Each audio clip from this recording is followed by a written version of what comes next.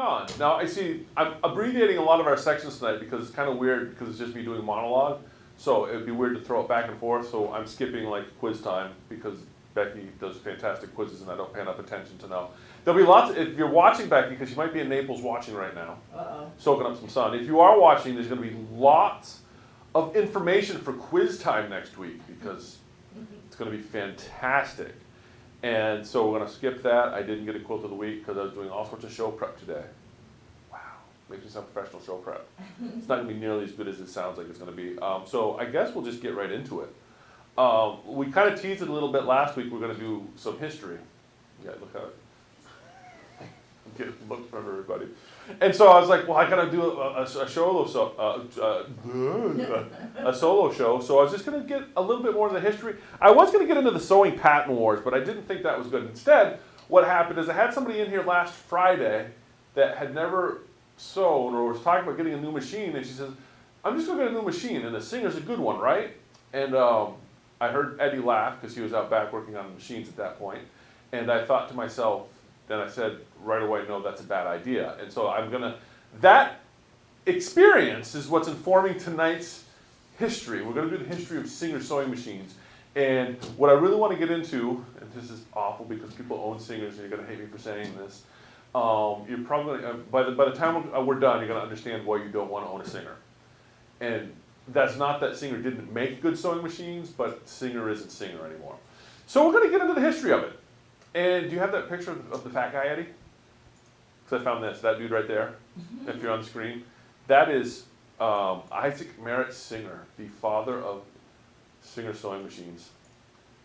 Now take a good look at that man. Does he not look like a stud? Are you trying to say he looks like you? No, not like me. I'm saying look at that man. He had 24 children. He had, I think, one wife and various mistresses. I mean, look at the eyes on him. Is he not a lady killer? Look.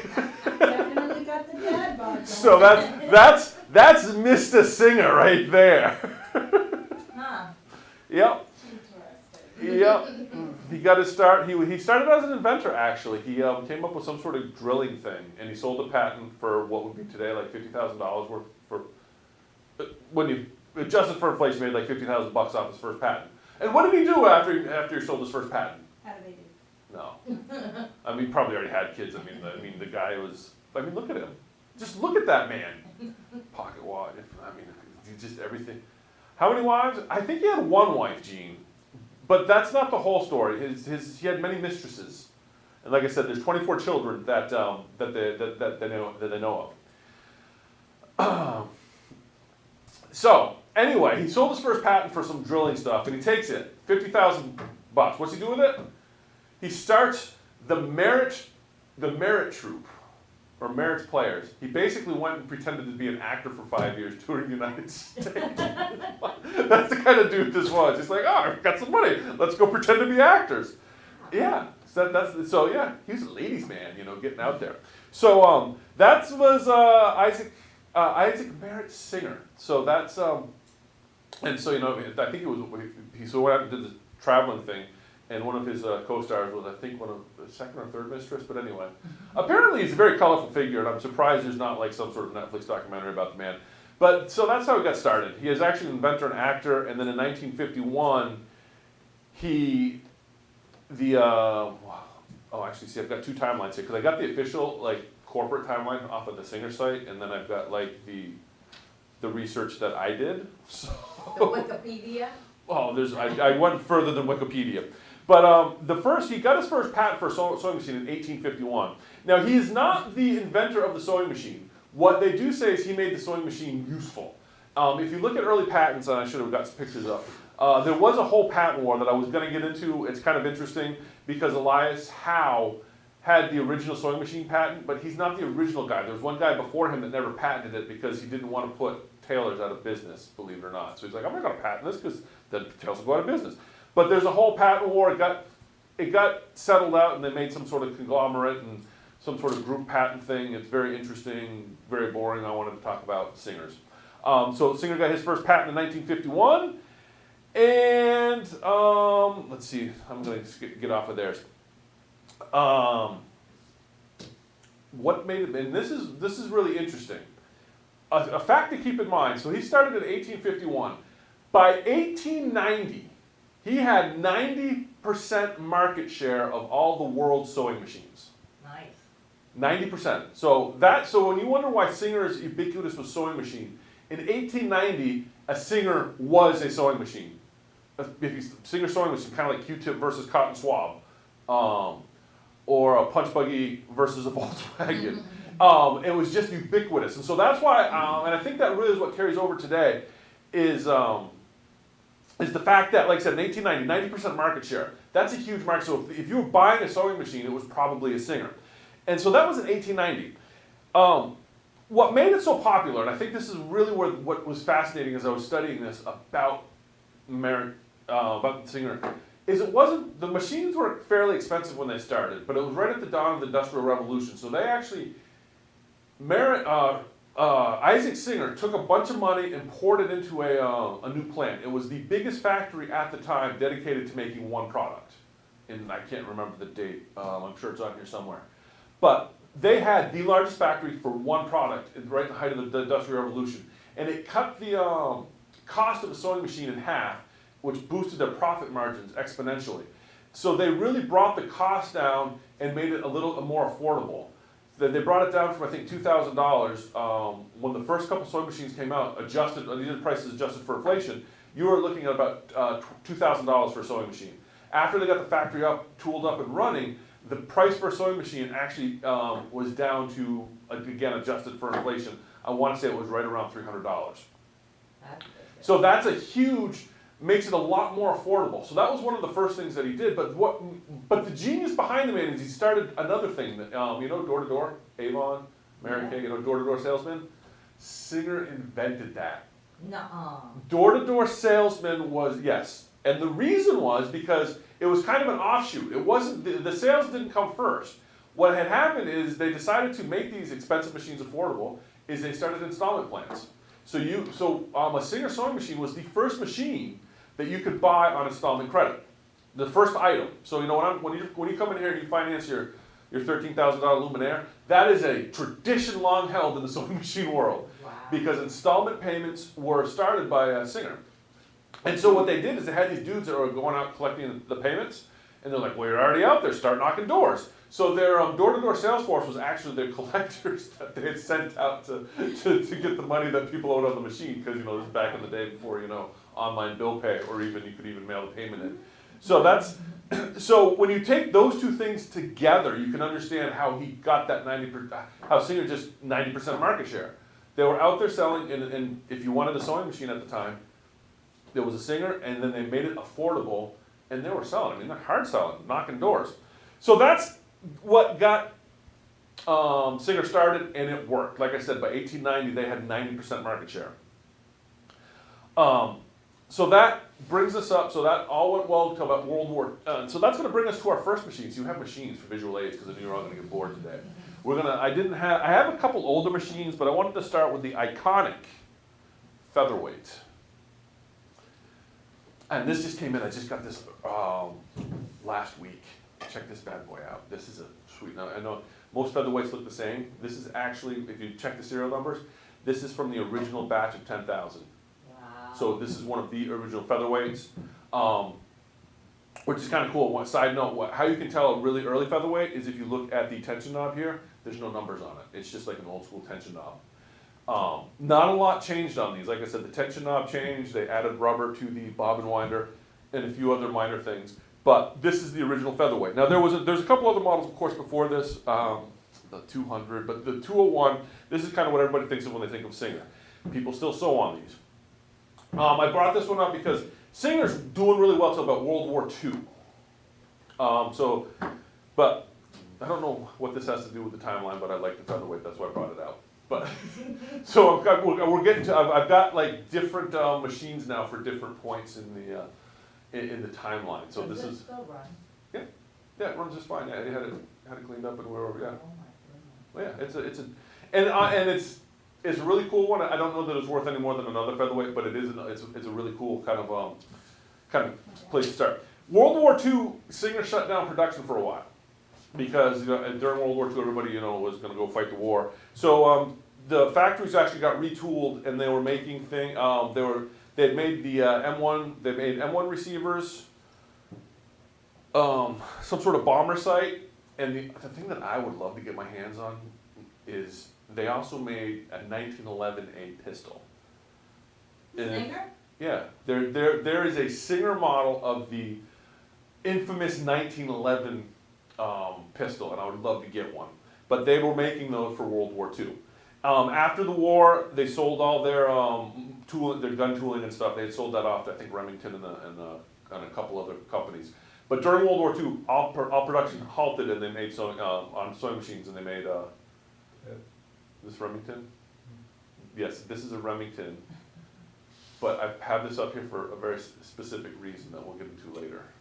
Because even though it's a Remington machine, it wasn't made by Remington.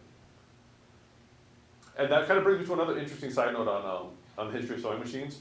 Is everybody? I always found this interesting that a lot of the sewing machine manufacturers used to be gun makers. Like your Husqvarna's. Husky makes fantastic machines. Huskies started out as rifles. Remington, which I've got a Remington over here. Remington is a very famous rifle maker, but they made sewing machines for a while. This is not made by the Remington company. This is actually made in Japan. Somebody bought the Remington name because the sewing machine apparently held some. But I like it because it's all chromed out. But yeah, there's a really interesting tie between gun manufacturing or arms manufacturing and sewing machines. A lot of it has to do with the machine tooling and what it takes to make both of them is very similar. So you do see some crossover. That's why if you do look at what Singer produced during World War II, a lot of it was machining for firearms. Their German factories, because by this time they have factories all over the world, their German factories were actually also producing firearms for Allied troops at that point too, as they were taken over. So anyway, that's World War II. And then, after World War II is where the decline starts. Dun, dun, dun. In fact, it's a fact. And there's a couple reasons why after World War II you see the decline. Now, it doesn't happen all at once. The Singer Featherweight is still a real popular machine. It goes on strong for a number of years. But what had happened is there was an attempt at zigzag machines.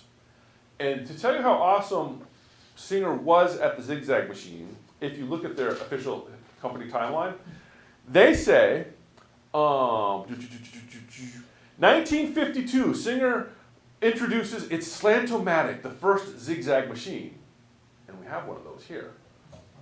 A Slantomatic. And slant machines are kind of interesting. So here's a Slantomatic. 401A is what they're referring to. Now 401 is the model number. A is just where it was manufactured. I can't remember what that means, but the 401 is their Slantomatic. Now the reason people like slant needle machines is, can you focus in here on the needle a little bit, Eddie?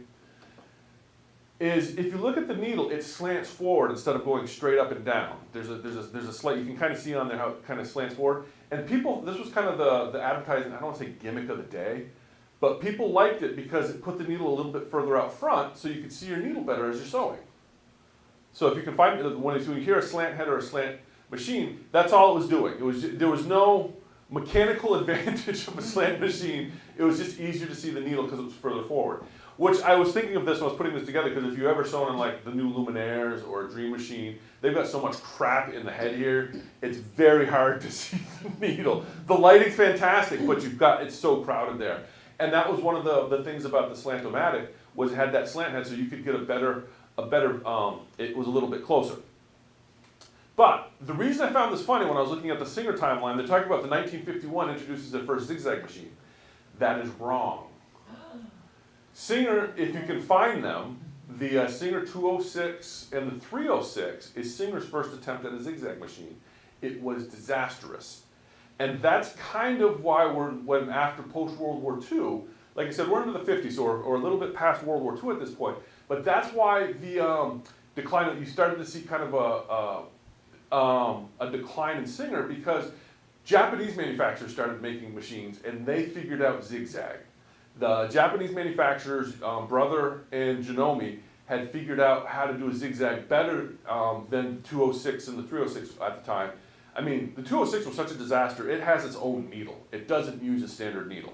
If you can find a 206, apparently they're not, some people say they're great, but most accounts are they're not good machines. I mean, they're so awesome that Singer in their official company timeline doesn't even mention them.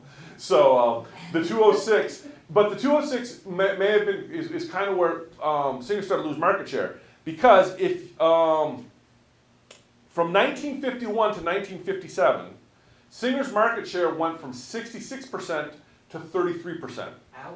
Now, like I said, I think a big part of that was that they had not figured out the zigzag.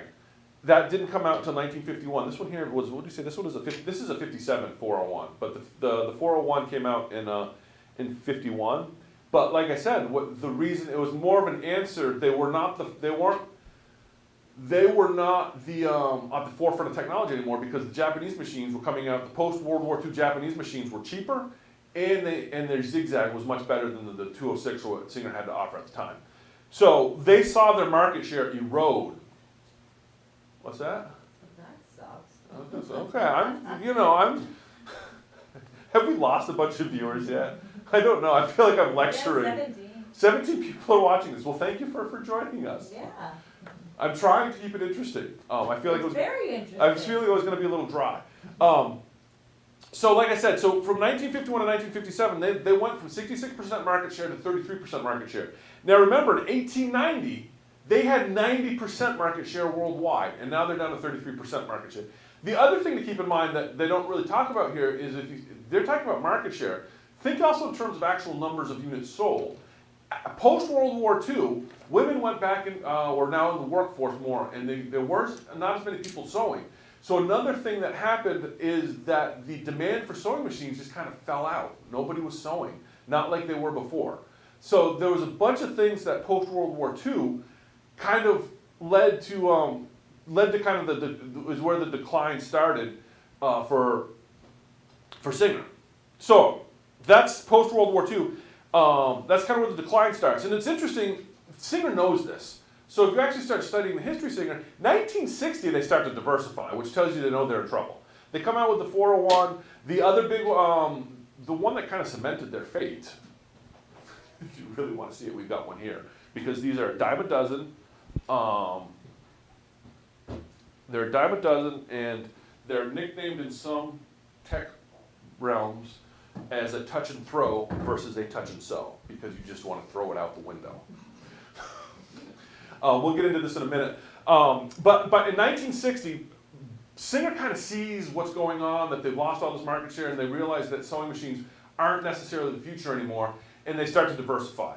They start getting into weird stuff. Like they got into nuclear control panels for like nuclear power stations. They got into GPS, the GPS type stuff, all sorts of stuff. I think a lot of it, they may have taken a lot of it from their World War II, that tech side, but they really started to diversify into different technologies. So you saw in the 1960s, the Singer company really diversifies, and sewing machines just become a small part of a much bigger company. Now, I didn't do a lot of, yes, and Gene makes a very good point, manufactured clothes. Yes, that after World War II, you started seeing a lot of that. But what you see is, so the sewing machine becomes a much smaller part of it. Now, I tried to do a little bit of research to find out where these companies are today. Rabbit holes. They got the stuff they were getting into were like flight simulators and all sorts of just a bunch of different, and I don't even know what the parent group that holds all those anymore, because it combined, split, and all that. But Singer got into a bunch of stuff, and I guess that's another rabbit hole we could go down. But I didn't think anybody watching this really cares about nuclear missiles or GPS or flight simulators. But this is all stuff they started doing in the 60s. And then that brings us to this machine here. This is a touch and sew. Do they have it on their official? I don't know if they. Oh yeah, they have it on here as the Touchtronic, the Athena. Anyway, this is a 1970 touch and sew. Now, one of the big things that and this is just kind of a side note, but also important to keep in mind, is one of the big things you ran into is the switch from from metal to plastic. That's a big controversy. Oh my gosh, I got metal gears versus plastic gears because metal's better, or blah blah blah blah blah. And so this is one of the big issues with the Touch and Sew series was, and I see these come in a lot, is the gear that's under here strips out, gets destroyed. And in fact, there's there's a company online that flat rates it $180 to swap that gear out. Because it happens so often, there's actually, you go on Amazon, you can find gear kits for these because it was that common. Wow. And everybody's like, oh, the plastic gears are awful, plastic gears, blah, blah. It's not. What you have to remember is in the 60s and 70s, plastics are just kind of coming into their own. So plastics then are not what plastics are today. The other thing that a lot of people don't realize, and this is really kind of what happened and why Singer has such a bad rap, because it's really wasn't necessarily Singer's fault, is the lubricant. If you're coming, the lubricant that you would use for metal gears will eat. No, I'm sorry. sorry. The look I just got. I won't even get into it because we're trying to keep it kid friendly tonight. Not really. The lubricant that you get, that you use on metal gears will actually can eat plastic gears. It'll destroy them, especially back in this time period. And so what was happening is people were oiling their Singer machine because, I always oiled my machine, but with the new plastic gears, that lubricant was actually eating the gears. And so when these people talk about their gears shredding and being destroyed, the gears themselves, probably there wasn't a problem with them. It was the fact that the lubricant degraded the plastic and it eventually failed. And that's why you're seeing in a lot of these Touch and Sews, the gears, like I said, the plastic technology at the time, they were still experimenting with stuff, but the lubricants also pretty much ate them. Singer actually had was a tri-lube or something that they made that they said only use this on your machines because it was specially formulated to act appropriately with their plastic. Which is also why currently a lot of current modern machines will tell you not to lubricate your machines. In fact, as a tech, I will tell you that all the time, don't lubricate your machine. It's not necessary. One of the reasons, tighter tolerance is better technology, but another reason is because of the plastics and the nylons, some lubricants, if you use improper lubricants, can cause problems. It's not as much of an issue anymore because the technology is better, but that is something to keep in mind. But that's what happened here. So that's why when you hear the whole metal versus plastic debate about gears, it's kind of a non-issue at this point. But in the early days, it was a big thing, and that is also a thing that I think may have contributed to some of the erosion of Singer's market share. So anyway, that's the. So like I said, that's through the 70s. So Singer's slowly sewing machines are just kind of slowly dying, and kind of the nail in the coffin happens in 1986. Now I was around in 1986, but I don't remember any of it. I believe it was the Reagan years, because everybody talks about Reagan all the time. But apparently the stock market crashed at some point.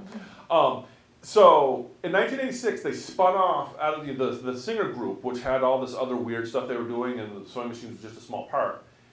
In 1986, they took the sewing machine portion of it and separated it from everything else because they realized at that point it's a losing proposition.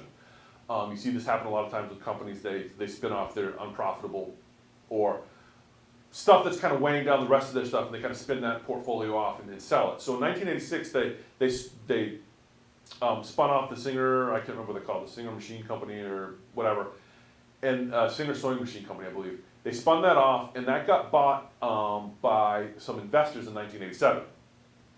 This is kind of the beginning of the end. That's why I had this Remington out here. Because this Remington is a Remington sewing machine because it has the Remington name. But it's not this Remington sewing machine, if you look at it, says it was made in Japan. And anybody that knows their firearms histories knows that Remington is a really, and when we say Remington, it's the same Remington. It's got the eagle and everything as Remington rifles. But we all know that Remingtons are not made in Japan, they're made in America. Remington sold their name for sewing machines to a company in Japan. So, and it had some value to it, so the company was making sewing machines and putting Remington on it so people would buy them. And that's what happened in 1986. It's no longer Singer. It's no longer the group that made Singer. The people that were, the people behind the name are no longer behind the name. It got bought by investors in 1986. And then they continue to go on, 1986. In 1999 is where you see a real big change because then it gets sold again to another Kohlberg and Company private equity.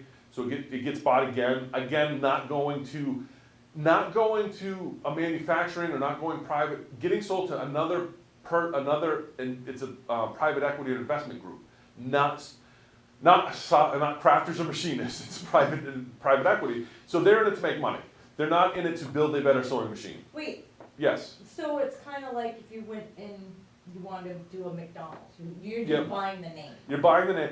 Even if you've never worked But- at McDonald's. Yes, but the difference between McDonald's and what's going on here is McDonald's as a franchise has a standard, and if you buy a franchise, you've gotta maintain the standard that they put forth. Ah. What happens a lot of times, and this is a whole nother separate thing. In fact, it happened a lot, 80s and 90s, is what they called corporate raiders. They would come in and they'd buy like a door company. So this door company, doors are, prefab doors are now the thing, so you've got this failing door company. So an investment group will come in, buy the door company, chop it up, sell all the assets, take the money and let it go bankrupt. A very common business practice. So the people that are buying the door company don't know a thing about doors or construction. They just know that there's an inventory worth X amount of money that they can borrow against, because what they typically do, borrow against that name, and then take the money, let it go bankrupt, and they leave with a pocket full of cash, and then the shell of the company is left holding the bag. So I'm not saying that that's what the investors did that bought Singer, because I wouldn't want to make that judgment about these people. But in fact, I think there was some attempt to keep the name going, but it's a business decision at this point. It's not about let's make a better sewing machine. It's about how do we make money? How do we streamline operations? And so what you've got is a very recognizable brand, Singer, and they know this. And so there's not any.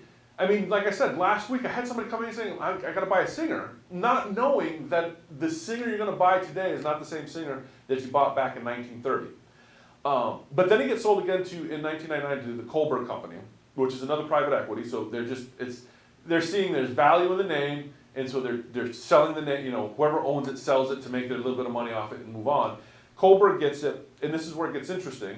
Now that I've lost you all, probably everybody's sleeping by now. We're getting into recent history, and this is what's really important if you're purchasing a sewing machine now. In 2006, the SVP Worldwide conglomerate is formed. Who? SVP Worldwide. SVP Worldwide is the S is for Singer, the V is for Viking, and the P is for Pfaff. Ooh. So the company that held Singer struck a deal, bought up Pfaff and Viking, Husqvarna, and Pfaff.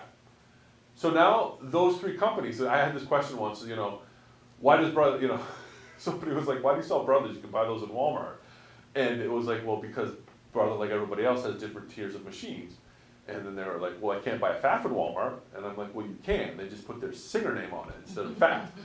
But, and I'm not disparaging. Like I said, Pfaff and Viking still make a decent machine. However, there was a lot of speculation at the time about quality control, and you still see the debates now. The quality of those machines, it's starting to be questionable. And I'm not saying that, like I said, they're beautiful machines, and I think the nice thing about Viking Husqvarna is I think they've kept most of the staff, because this is just recently. So the people that were making machines and designing machines are still doing it. It's not like Singer where they're just, hey, throw a Singer on it and we'll make money off it. But that's something to keep in mind, that the same company, the same group of people that took the great brand of Singer, and to be fair, Singer was in decline anyway since World War II. They really, I think they failed to reinvent themselves or reassert their market dominance to stay relevant through the 60s, but they kind of were resting on their laurels. Years ago, I was surprised to see that my Viking Feet fit my 1968 kid more. Yeah, because one of the things you ran into, especially with Viking and Pfaff, they always like to be special. Like their feet were different. You had to get like, Bernina's still this way. You got to get a specific Bernina foot. So you might find, I have no idea if Viking motors caught fire at one time. Honestly, there was a lot of stuff. What was interesting for me, especially around 2006, is I don't think it's so true. It might still be true to some degree. Is in the used machine market, if you had a pre-merger Viking Husqvarna, it was worth more than a used machine that was post-merge, just because of the quality. Nobody was concerned about the quality. Pre-merge, post-merge manufacturer, there was, there was a debate once I saw about the gap on the needle plate, which This is just, I sometimes think the other thing too is a lot of the people in the know saw this happen and they're like, oh, it's going to crap. It's just gonna suck. Vikings suck now because of owned by Singer, and I don't think that's the case. And so people were like looking for things like, oh, my needle plate's not level. Must be that, you know, that Singer group, that those investor bankers, they're killing my machine. And I don't think that's the case. But there was some really funny stuff out there. But there is a quality control issue to be concerned about because the company that owns them now owns Singer, and anybody that knows that's been doing this for a while knows that Singer is not the company it used to be. And then in 2018, it got sold again to another. And what's funny is every time it gets sold, it always goes from like investment group, equity group to management group. It never goes to machine tool company or machining company or design. It's always some sort of banking company. It got sold to Ares Management in 2018, and that's where Singer is today. And of course, during COVID, Ares got lucky, I'm thinking, because they bought it in 2018. You got this somewhat profitable division, I'm thinking, because I mean it's only been SVP Worldwide is only 12 years old at this point, and they're selling it off. But COVID comes, and if you look at sales numbers for COVID, sewing machine sales are off the chart. And I really think a lot of them also, and especially Singers. Singers sold especially well during COVID because you've got first-time sewers like, I gotta get a sewing machine, I'm gonna go buy a Singer because of that brand recognition. And so that's kind of, I mean, I could go through all this. They talk about all, yeah, I mean, Singer is really proud of the app that they launched in 2017. But but there's a lot of, you know, nuance to the history of sewing machines, but I really want to talk about Singer specifically because I think it's a really interesting study. And it says a lot about our consumer culture too, because of this idea that people still think that Singer is a fantastic machine. And it's not to disparage people that bought a Singer. But I can tell you, if you spent $200 on a Singer, you could have bought a much better machine for that same price, either a Janome, a Baby Lock, or a Brother. Any of the Japanese machines at the same price you're going to pay for a Singer, you're going to get a much better machine from any other brand. And I know that people don't like to hear that. And I'm not, like I said, Singer's machines aren't bad. I've seen some interesting concepts on a few Singers that have come through for repair, but a lot of times it's what you're paying for and what you're getting is you're paying for a name. And it's, you know, something to be aware of. What's that? Eugene wrote something. No. Another night you could evaluate the Singer notions. Why? What's up? I guess I don't get it. Well, the Singer's a sewing brand, and I think and Singer was smart to capitalize on that. There's a Everything. yeah, they've got a little bit of everything. Nothing.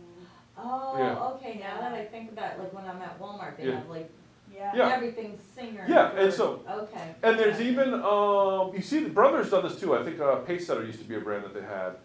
Well, they have a Pace Setter model, and Pace Setter used to mean something. You know, I don't know branding or marketing, and I haven't been doing it long enough. But what I find funny, some of these old machines that I've got kicking around have the good housekeeping seal of approval on them, like in bronze, and I just like, oh, who cares? But it's all about marketing, and that's really all what you get. What Singer is today is actually just a husk of the company it used to be. They had some fantastic innovations. If you look at the original Howe patents for a sewing machine versus what Singer came up with, Singer not only made the machine more functional, Singer actually made the machine beautiful. There was an art. I mean, you look at the man, you know, Isaac Singer, you know, ladies man. Put the day in. But there was a little bit of I think there was an artist in him because he did make the machine beautiful. So, like I said, the company is founded and did some really interesting things, and it just kind of lost. I don't want to say it lost its way, but it yeah, they didn't change. They didn't change with the times, and I don't think they kept up. Like I said, I really think the end started when they lost the zigzag. The Japanese zigzag machines in the 50s, or in the late 40s and 50s, post World War II, that's where you started to see the decline because they had not kept up with that. Because like I said, if you can find yourselves a 206, by all accounts, they're awful machines. And by that time, so when, like I said, the 401, the Slantomatic 401, that's their foray into zigzag machines, but they're late to the game. I was once talking to a guy that, kind of a designer, engineer, sales guy for long arms, and always trying to come up with the latest idea because he made a very interesting point, and I think this is very interesting in a marketing standpoint. He's like, who was the second, who who went to the moon after the United States? Who was the second? What was the second country to make it to the moon? I think it was France, maybe Russia. I don't know. I don't know because it doesn't matter. We got there first, so therefore that's what matters. And I think you see that a lot of times in technology, and you saw especially in the sewing machine world, is whoever got there first, they got the kudos. And I really, like I said, I really think it was the fact that Singer did not make the lost.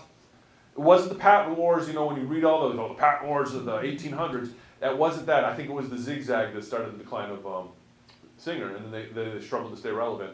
And then they diversified and realized that, you know, sewing machines are fun, but there's more money to be made in GPS new controllers. But yeah, like I said, I think it's a really interesting history, and I think it's a really good lesson, like I said, for marketing and consumerism. That, you know, there's all sorts of lessons from this. Like, if you want to get, you know, how many times you go to vote for somebody just because you recognize the name, you check the box? I mean, that's really what. You do not. People do. No. You do not. Oh, no, I don't. And that's why I get in trouble, because I have conversations with people who are, why are you going to vote for them? I don't know, because they recognize the name. And keep that in mind. Just because you recognize the name, ask yourself, why do you recognize the name? Very good point. It's marketing. And that's why, like I said, to this day, we're what, 100 years later. We're 180 years, 150 years after the first Singer. And we have people that still think, will come in and say, I'm going to buy a Singer. Not that they're going to buy a sewing machine, they're going to buy a Singer. To a lot of people, it's still synonymous with a sewing machine. It's interesting. It's fascinating. But I'm not here to tell you not to buy a Singer. I'm just telling you there's probably better choices. And if you own a Singer, I'm not trying to be disparaging. You know, a Singer. We're just saying, come here and talk to us. If it gets the job done, fantastic. But like I said, I think that there are different, better options for the money. I'm gonna ramble now because I run out of material. But I hope you all found it somewhat interesting. I know it's not nearly as much fun as when Becky's here. Slapping you and giving you concussion. Yeah. Right. And I was gonna, if she was here, none of this would have been said. She would have been lost interest in. She would have told you enough, move on, get out of Yeah. the way. And like I said, I know this isn't for everybody. I was saying one of my favorite YouTube channels to watch is this guy called Forgotten Weapons, where he sits behind a counter with a gun and tells you anything you wanted to know about an old rifle. And it's probably boring and weird, but it's so much fun to watch. Anyway, thanks for watching. Tune in next week. Becky should be back, and it should be more exciting because, you know, I think Becky makes better television than I do, which is why I'm glad that she does this with me.